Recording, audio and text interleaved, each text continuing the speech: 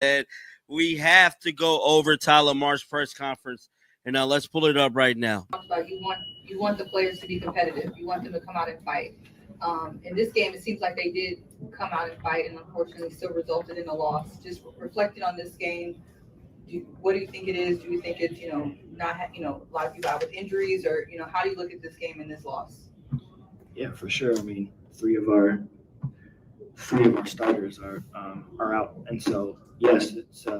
A recent officiating decision has generated significant controversy, potentially representing one of the most questionable calls in basketball history. The incident involved Jenai Carrington receiving a flagrant foul rather than committing one herself. The situation unfolded with the scoreboard showing 75-78, a three-point deficit for Dallas, with Las Vegas leading. Following a missed shot by Janelle Slocum, the ball bounced toward the boundary. Carrington positioned herself to shield the ball from going out of bounds, executing standard basketball technique. And so, yes, it's got something to do with that. But like I spoke last game, it's your will and ability to compete. It's something that you always have the ability to do, no matter who's on the roster, no matter who's suiting up. I think that we showed that today. I was very proud, very, very proud of our effort today. Yeah, I mean, it's tough. We had 8 players going into it. One we just signed 7 days ago. So it's tough to get everyone up to speed at the same time. But we came into today with the... Tiffany Hayes then initiated aggressive contact, essentially tackling Carrington to the court surface. The collision appeared severe enough to warrant serious consideration of player safety. Initial referee signals indicated Dallas possession, with one official pointing toward their bench. However, conflicting interpretations emerged among the officiating crew. A second referee ruled that Hayes had secured the rebound and been fouled during the process. We came into today with the message of commit and compete that's been our motto all year. I thought we did that today. Carly.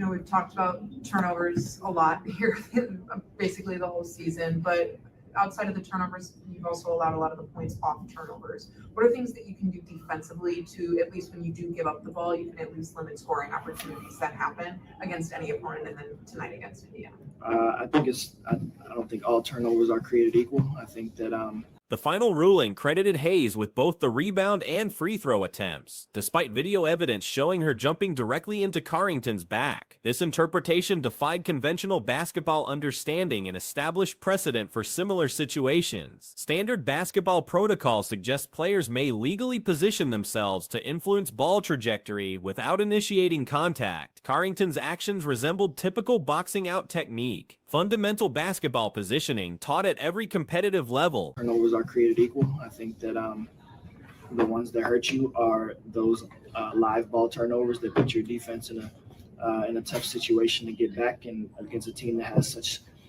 speedy guards as Indiana does, puts a lot of pressure on your transition defense, and especially with the makeup of our roster, we play a little bit bigger than other teams, and so we can be a little vulnerable in transition at times if we're not taking care of the ball. So it starts there. I thought our half-court defense was decent. Hayes' response involved launching herself over Carrington's positioned body, creating dangerous contact that typically results in over-the-back violations. Even conservative interpretations would assess this as Hayes' foul, with potential flagrant considerations given the excessive nature of the collision. The ruling shocked observers familiar with basketball officiating standards. Players commonly establish defensive positioning during loose ball situations without penalty. Hayes chose to go through rather than around Carrington's legal positioning, creating unnecessary and dangerous contact. This type of play occurs multiple times per game without controversy. Long rebounds frequently create similar positioning battles where players establish legal positioning while opponents navigate around them. Standard officiating protocols protect stationary defenders from aggressive contact initiated by approaching players. Veteran basketball observers expressed this belief at the ruling. Players and coaches with extensive experience indicated this type of call represents unprecedented interpretation of established rules.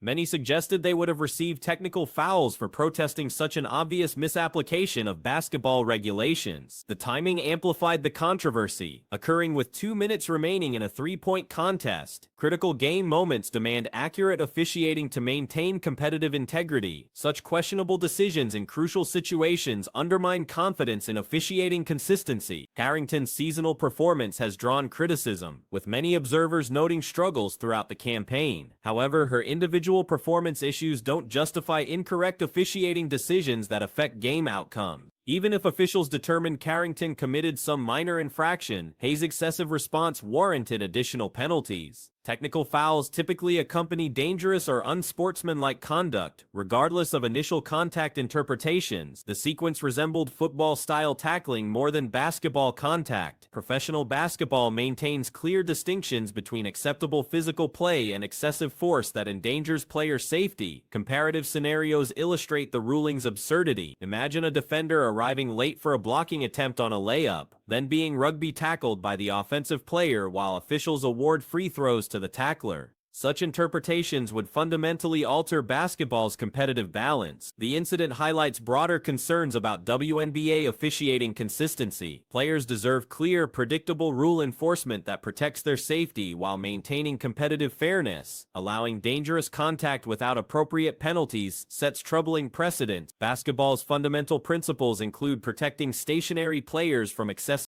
Griner described how thousands of fans now attend games specifically to watch, creating loud reactions and putting what she considers unfair pressure on athletes to perform for entertainment purposes. She noted witnessing families, including fathers with daughters, enthusiastically cheering, though she couldn't determine whether their reactions focused on basketball performance or contained other motivations. This shift from intimate, low-key events to major spectacles represents a fundamental change in WNBA culture. Economic data supports observations about increased interest correlating directly with Clark's presence. When Clark sustained an injury requiring 2 weeks of absence, ticket pricing reflected immediate market responses. Before her injury, Indiana Fever away games commanded premium prices, with Chicago matchups requiring minimum $86 entry fees, and Washington games starting at following news of Clark's absence. These prices dropped dramatically to $25 and $14 respectively, demonstrating her significant impact on attendance demand and revenue generation. These market dynamics raise questions about the league's long-term sustainability and player recognition. Industry projections suggest the WNBA could achieve billion-dollar status this year, representing unprecedented financial success after 25 years of operation. This growth stems from increased ticket sales, merchandise revenue, and enhanced television contracts, largely attributed to players like Clark generating mainstream attention. However, this success creates complex dynamics within the league. Many talented athletes, particularly black women, demonstrated exceptional skills for years without receiving comparable recognition or financial benefits. Clark's arrival fundamentally altered the landscape, bringing attention that previous stars never experienced despite their accomplishment. This disparity generates understandable frustration among players who feel their contributions went unrecognized while a newcomer receives immediate acclaim. Clark's abilities justify much of this attention. She finished fourth in MVP voting during her rookie season, demonstrating exceptional range and shooting ability comparable to elite NBA players. Her court vision and scoring capability from anywhere on the floor create excitement that translates into ticket sales and television viewership. While she never captured a national championship, losing to LSU and South Carolina in consecutive years, her individual brilliance was evident throughout her collegiate career. The phenomenon Clark represents extends beyond basketball ability to include demographic and cultural factor. Her fan base and identity as a young white player contributes to media attention and marketing appeal in ways that benefit the entire league. Rather than resenting this reality, league stakeholders should capitalize on increased interest while ensuring all talented players receive appropriate recognition and compensation. Historical precedents exist for this dynamic in professional sport. Michael Jordan faced resentment from competitors who questioned his acclaim, particularly Detroit Pistons players who implemented aggressive defensive strategies specifically targeting him. Eventually, Jordan adapted his physical conditioning and playing style to overcome these challenges, leading to championship success. Similar patterns occurred with Magic Johnson, Larry Bird, and Kobe Bryant, where exceptional talent initially generated jealousy before creating competitive excellence that elevated entire leagues. This competitive tension can benefit the WNBA WNBA if channeled productively. Rivalries and animosity create compelling narratives that attract viewers and increase engagement when players compete intensely against each other. Driven by personal motivations, including resentment, the quality of basketball improves and entertainment value increases. Unfortunately, some within the league appear to prefer maintaining previous conditions rather than embracing opportunities for growth. Critics argue the WNBA lacks sustainable appeal beyond Clark's presence, pointing to decades of financial losses and minimal fan engagement. They question whether current success represents genuine growth or temporary enthusiasm that will fade when Clark's career ends. Attendance figures and television ratings during her absence support these concerns, suggesting the league remains heavily dependent on individual star power rather than broader institutional strength.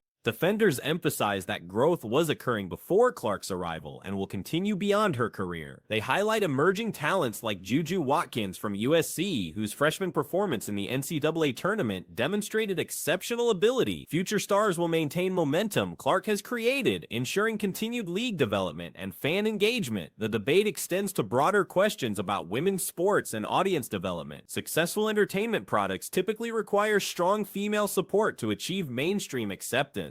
Professional leagues have grown significantly when they effectively appealed to women viewers, suggesting the WNBA could achieve similar expansion by building dedicated female audiences. Historical examples include how cheerleaders and family-friendly atmospheres helped establish major sports franchises. Current league dynamics feature the type of compelling storylines that drive sports entertainment. Competitive rivalries, personality clashes, and high-stakes competition create narratives that engage casual fans while maintaining core audience interest. The combination of individual talent, team dynamics, and personal conflicts generates content that transcends pure athletic performance. Market projections suggest continued growth potential, with global market values potentially exceeding billion-dollar thresholds. Revenue streams from merchandising, broadcasting rights, and live events show consistent expansion trends. While past performance included financial struggles, current indicators suggest sustainable business models are emerging. The league faces challenges in managing growth while maintaining competitive balance and player satisfaction. Star players like Clark generate disproportionate attention and revenue, creating disparities that affect team dynamics and individual morale. League leadership must balance promoting marquee talent with ensuring all players benefit